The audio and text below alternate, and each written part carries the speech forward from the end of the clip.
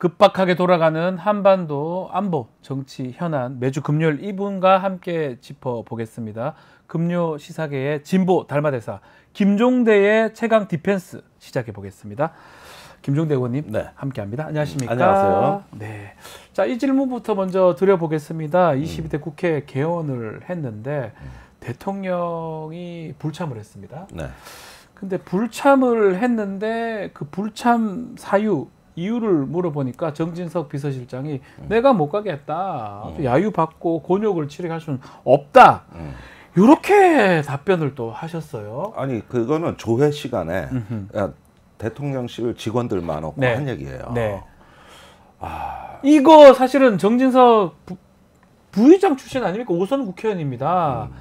뭐 의회주의자라고 하긴 그렇지만 그 의회의 중요성을 아시는 분일 것 같은데 어떻게 저 발언들은 어떻게 봐야 됩니까? 근데 이 발언에 대해서 네. 국내에서 제일 세게 비판한 게 조중동이에요. 아. 네, 오히려 진보 언론보다. 아하. 근데 제가 제일 본 게 그 동아일보의 김순덕 칼럼인데 봤어요, 저도.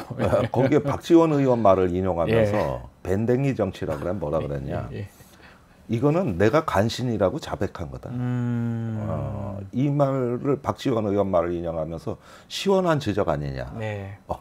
그러니까 이게 딱 보니까 간신이란 단어가 등장하는데 그 딱 떠오르는 사례가 있어요. 어떤 거죠? 춘추 시대 제나라의 황공이 그 천하를 제패한 아주 그 빼어난 군주로 돼 있는데. 네. 거기서 이제 관중과 포숙이 나오죠. 관포지교. 관포지교 두 사람의 충신이 우정. 있었죠. 예. 근데 포숙이 먼저 죽고 관중이 죽을 때 남긴 유언이 세 놈은 가까이 하지 마라. 아하. 초조, 여가, 개방. 아하. 요 세 놈은 가까이 하지 마라. 예. 한 놈은 저기 임금 곁에서 안 떠나려고 일부러 거셀해서 환관이 된 놈이다. 네. 자기 몸을 안 아끼는데 남의 몸을 아끼겠냐. 네. 두 번째 여가는 임금이 이제 맛있는 고기를 더 이상 찾을 수가 없다 그러니까 3살짜리 아들을 삶아서 요리를 해서 바치놓은 놈이다. 예. 자기 자식을 그래 죽였는데 남의 자식을 귀하게 여기겠냐. 개방 이놈은 임금 곁을 안 떠나려고 바로 옆 나라에 어머니 장례식에도 안 갔고 17년간 부모를 안 찾아갔다. 자기 부모도 그랬는데 남의 부모를 어떻게 귀하게 여기겠냐. 이랬는데 이 말을 안 듣고 등용을 한 거예요. 네. 여기서 수법이 우선 주변하고 대통령, 군주를 끊어놓는 걸 합니다. 그러니까 누구는 이래서 문제 중상모략, 또 음해, 또는 뭐 대통령 위신 이런 거를 강조를 엄청나게 해요. 이럴 때 이제 주로 하는 게 우리 대통령한테 이런 모욕감을 그러니까 위신을 쌓아올려 자기가 이게 그 입안에 혀처럼 굴고 그렇게 촉이 빨랐다는 거 아니에요. 근데 지금 정진석 실장 하는 거 보면 우리 대통령을 어떻게 해? 네. 이러면서 위하는 척해. 위하는 척한다고. 그러면서 주변하고 끊어놓는 거예요. 끊어놓고. 그게 이제 개원식, 그 다음에 국민의힘 연찬회, 그 다음에 당지도보 만찬. 다 그것도 연기해버렸어요. 하기로 하고 며칠 전에 연기를 해버렸습니다. 그러면 무슨 현상이 일어나냐 하면은 대통령이 자기 의 중에서 놀게 되는 거예요. 이걸 간신이라고 하는데 그 결과는 어떻게 했냐면 얼마나 비참했느냐. 그래서 황공이 냉방에서 굶어 죽었다고. 나중에. 그랬는데 시체에서 구더기가 나왔다는 거 아니야. 근데 이때도 죽을 때까지 황공은 공자들이 나를 구하러 올 것이다. 나를 밖에서 하고 있다. 그러니까 그 3명 간신들이 다 막았죠. 그러니까 이게 뭐냐 하면 지금 오늘날 이 국민의힘에도 그래도 바른 말 할 사람이 누군가를 좀 따져보면 뭐 한동훈 가끔 가다 그러지. 또 유승민 있지. 나경원 있지. 또 김한길 이제 원내 외지만 가끔 가다가 좀 다른 이야기 들어볼 만한 사람들이 있는데 일체 접근 금지야. 저분들은요. 다른 말 할 수 있는 사람들은 옆에 못 온다. 못 오죠. 예. 그래서 지난주 금요일 날에 그 대통령의 비현실적 그 국정 브리핑이나 이런 게 우리가 이게 바로 같이 연결이 되네요, 보니까. 이게 저기 뭐냐 그 간신의 전성시대에서 나올 법한 그런 브리핑이에요. 그 의원님 보시기에는 저희도 국민들이 아니면 많은 분들이 다른 차원에 살고 계시나 대통령은 뭐 의료 현장이라든지 그걸 봤을 땐 지금 분석해 주시는 거는 대통령이죠. 옆에 간신들이 이걸 막고 있다 이렇게 보시는 거군요. 그렇죠. 그런데 이제 간신이 더 그 진화하면은 네. 더 나쁜 놈이 되거든. 그게 뭐냐 하면은 예. 적신. 적신이 된다고요? 예. 간신이 그냥 주군을 어떻게 해버립니까? 그건 이제 저 뒤집어 엎거나 지 왕국으로 바꿔버리는 거죠. 예. 대표적으로 일본의 도쿠가 이에야스 같은. 그러네요. 도요토미 히데요시 히데요시. 가신으로 들어갔다가 죽으니까 그 아들이 왕위를 계승했는데 그걸 마저 죽여버리고 지시대를 열었죠. 맞습니다. 도쿠가와 이에야스가 그랬죠. 그런데 아직까지 적신까지는 안 된 것 같고. 네. 적신은 우리나라에 이제 전두환 노태우라든가 박정희 같은 이렇게 나라를 지가 도둑질 해버리는 거. 그거보다 더한 망국신도 있어요. 그랬는데 내가 보기엔 경계선에 있다고. 지금 상황이. 그랬는데 이게 국민들의 그 엄청난 고통까지도 눈을 감게 막고 못 듣게 만들었다는 거예요. 예. 이게 뭐 이런 대란 말씀하시는 거예요. 근데 제일 무능한 지도자가 간신과 충신을 구별 못하는 게 제일 무능한 지도자가. 그렇습니까? 거기서 모든 게 망한다. 그런데 이거는 내가 보기에 윤석열 부부가 파멸로 가는 길이에요. 지금 이 간신들 때문에 그렇다고. 이걸 갖다가 뭐 조금이라도 말을 하는 사람들은 이제 일체적 금지입니다. 안철수 의원은 어떻게 됐습니까? 지금 의료에 대해서. 징계 해먹을 나 그럴 거예요.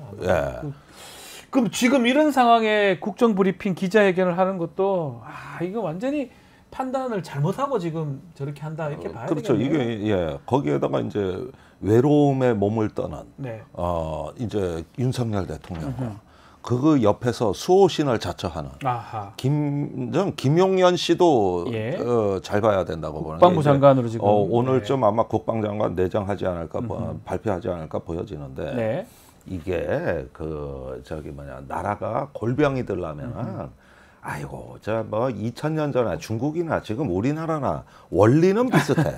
일단은 차단이야. 일단은 차단.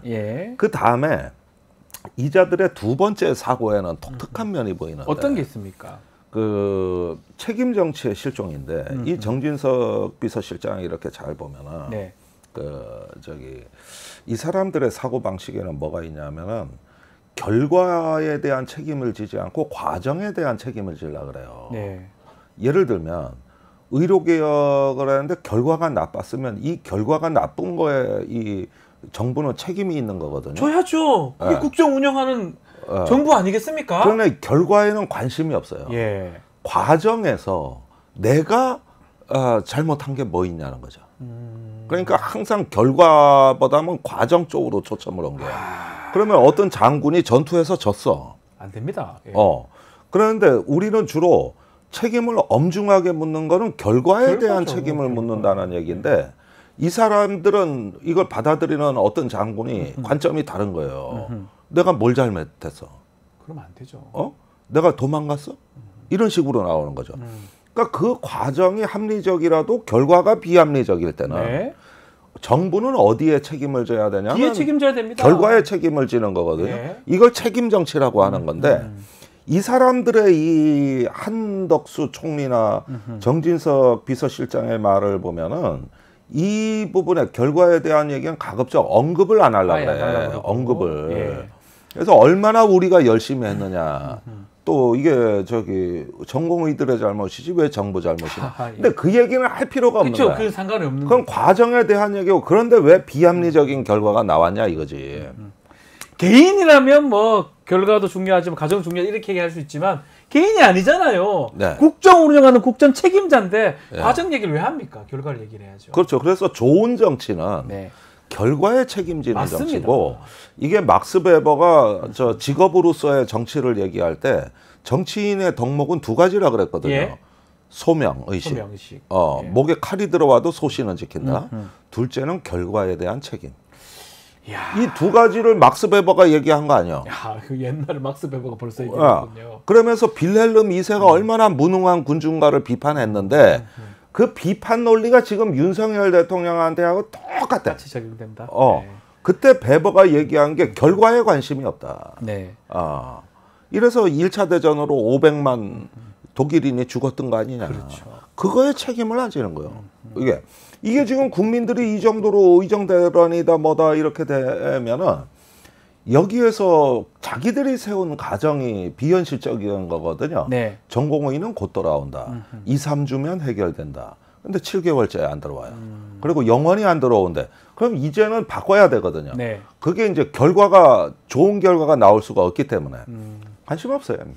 그래서 한덕수, 정진석, 김용현 내가 쭉 보면은 이 저 간신들의 목록이 있는데 나머지는 네. 저기 특히 한덕수 스타일인데 네.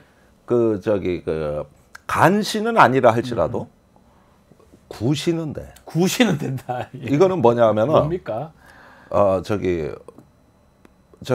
시키는 대로 아무 생각 없이 월급은 나와. 예. 이런 사람들이 제일 많고 두 번째 유신.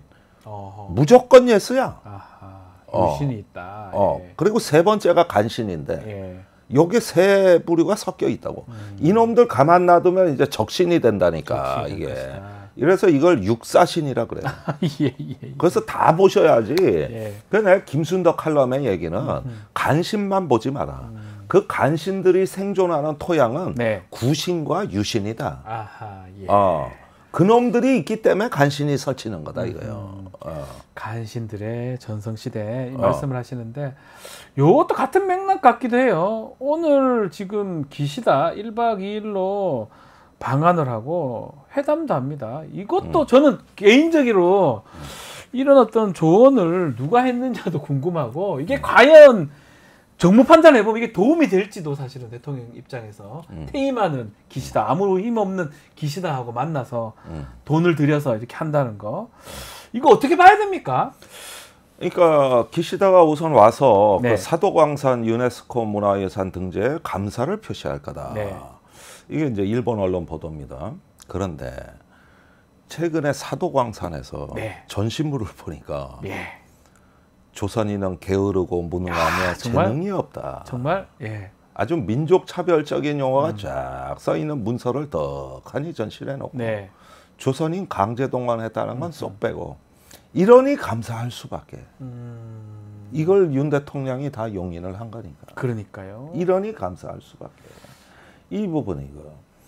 그 다음에 이 감사를 전하면 우리 국민들이 아이고 좋습니다 할 수가 있나요? 이게 한일 관계에 정말? 도움이 안 된다는 거야.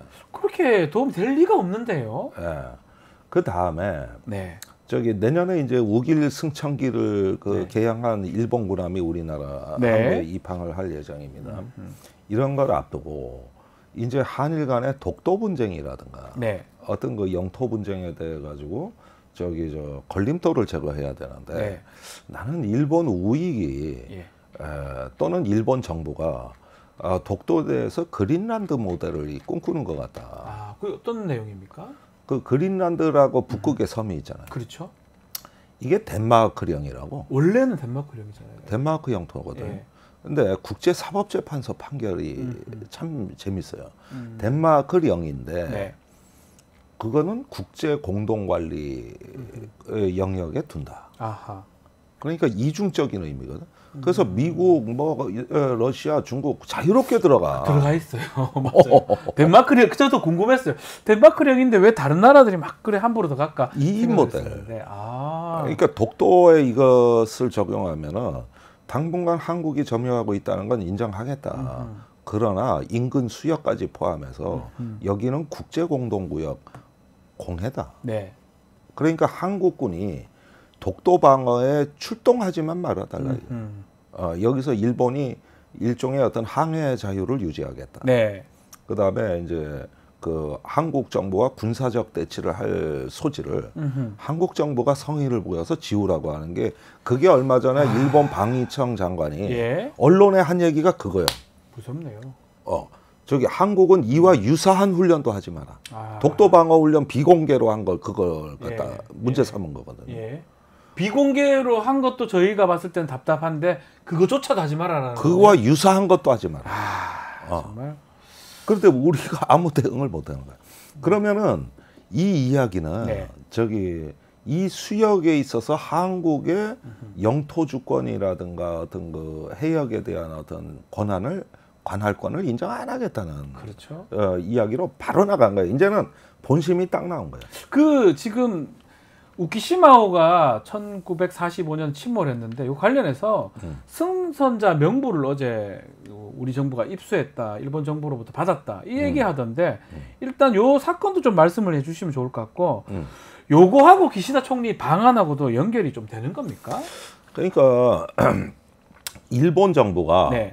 1945년에 조선 해군을 태운 일본 해군 함정이 이게 해방 후입니다. 맞습니다. 45년 8월 22일 날 그 강제 동원했던 조선인을 그 데리고 부산으로 부산으로 데리고 오던 그 배였는데 근데 이게 원인 비상의 이유로 폭발하고 침몰해 가지고 네. 여기에 있었던 그 조선인 승선자 3,725명이 있었는데 와. 여기서 524명이 사망했고 아이고야. 나머지는 실종했다고. 실종했겠죠. 얘가 아이고. 거의 다 돌아가신 거예요. 네.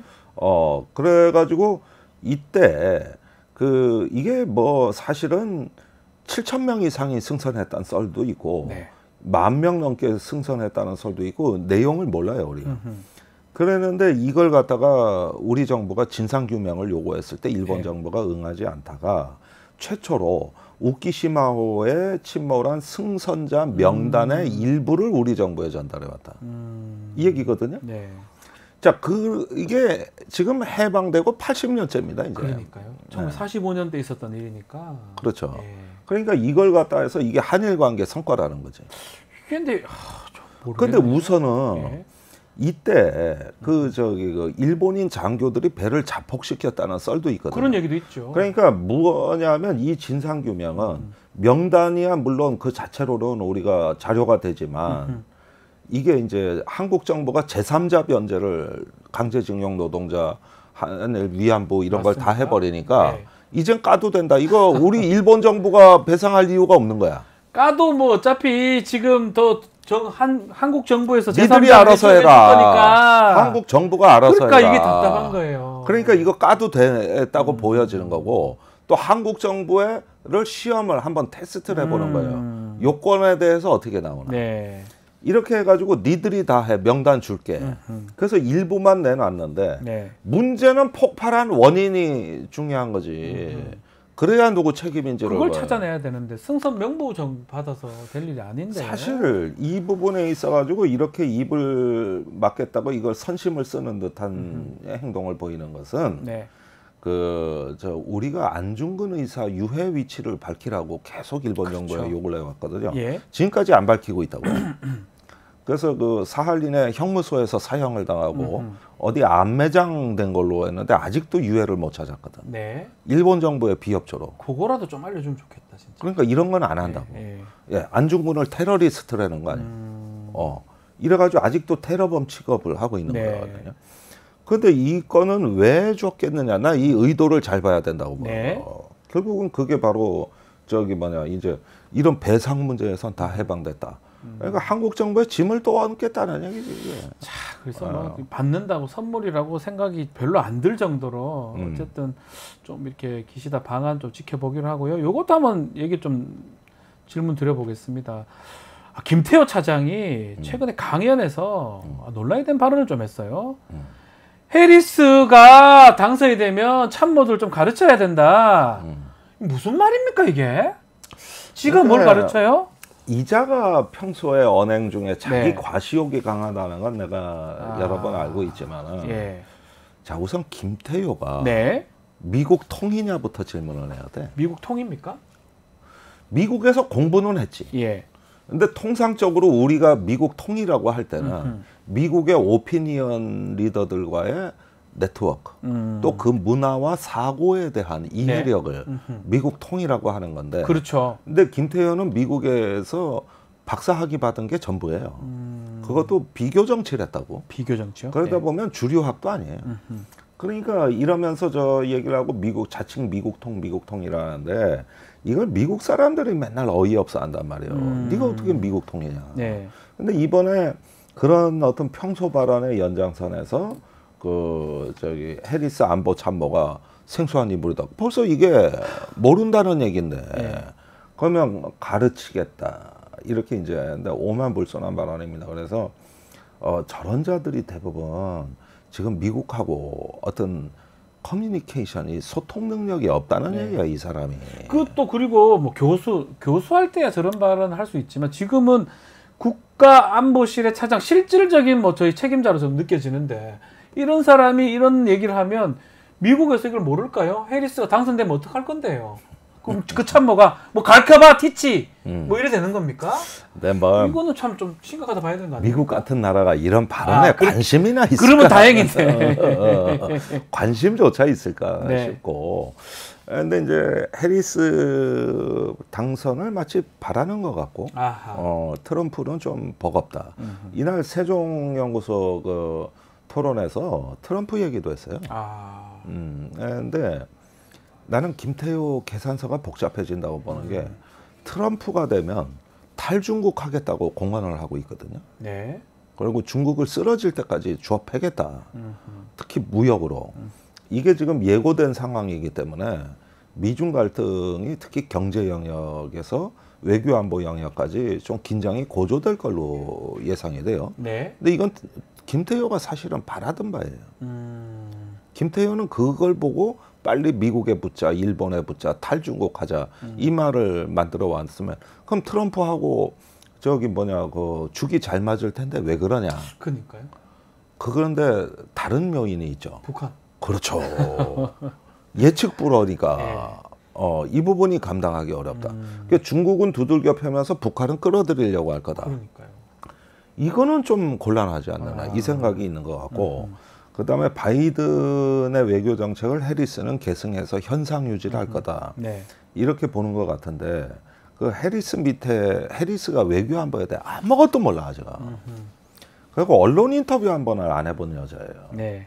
그 지금 요즘 지지율은 높아졌다고 하지만은 이게 저기 주로 뭐 난민 문제, 젠더 문제, 기후 위기 이런 거에 관심이 많아요. 네.